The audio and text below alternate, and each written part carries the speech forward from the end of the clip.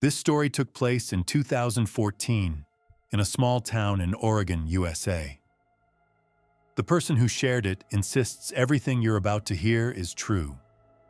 And if you've ever lived alone, or thought you did, this one might keep you up tonight. A woman named Kara had just moved into a small rental home outside Eugene, Oregon.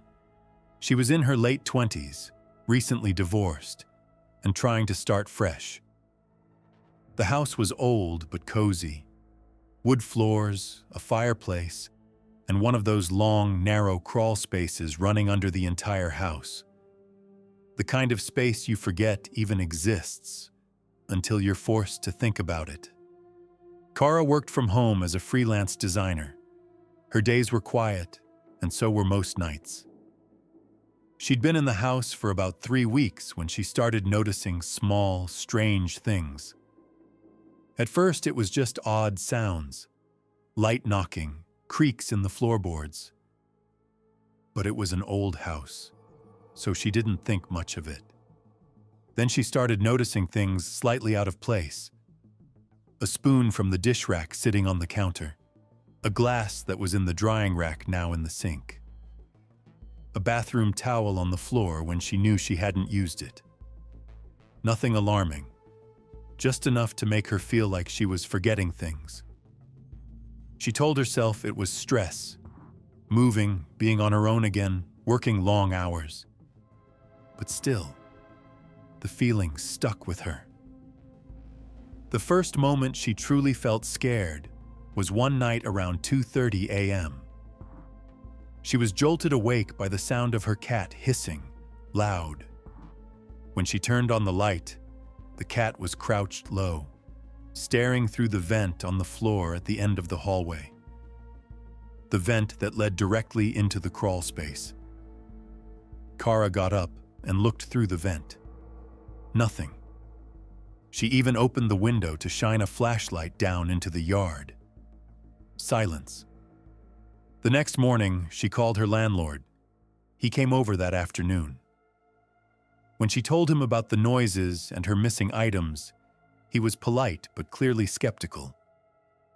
Still, he agreed to open the crawl space from outside and take a look, just to ease her mind. The moment he opened the crawl space door, a smell hit them. Damp wood, earth, and something else. Something sour, like spoiled food. The landlord climbed down with a flashlight. Kara stood at the entrance, listening. After about 30 seconds, he called out, "Kara, can you come look at this?" What he found made her skin crawl. Near the center beam, half concealed behind a box of insulation, were a few of her things.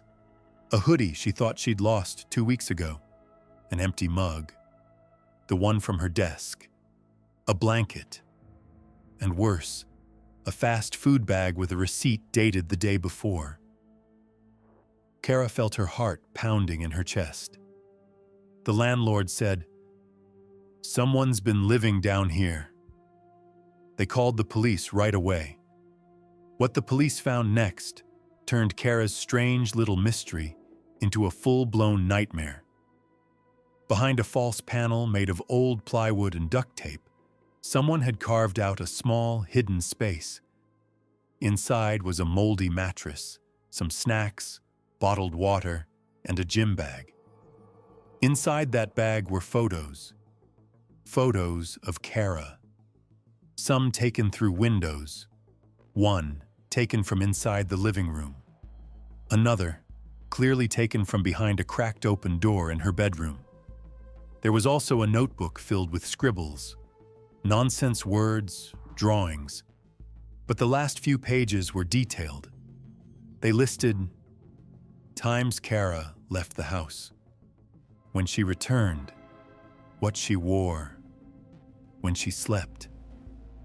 The scariest part? There was no sign of forced entry. Police believed the man had been living in the crawl space since before Kara moved in, likely when the home was vacant between tenants. He had access to the house and at some point started coming up at night. They think he was climbing out of the crawlspace after dark and wandering the house while Kara slept. Her missing things? He hadn't taken them far. He'd been using them. The photos? They weren't printed. They were taken with her own camera, which was found back in her closet, untouched. She never even noticed it had been used. The worst part is, they never caught him. There were no fingerprints, no clear face in any footage. He was just gone. Like he knew the moment to disappear. Kara left the house that same day and never returned. She moved in with her sister for a while and eventually left the state completely. She changed her number, deleted social media, bought new devices.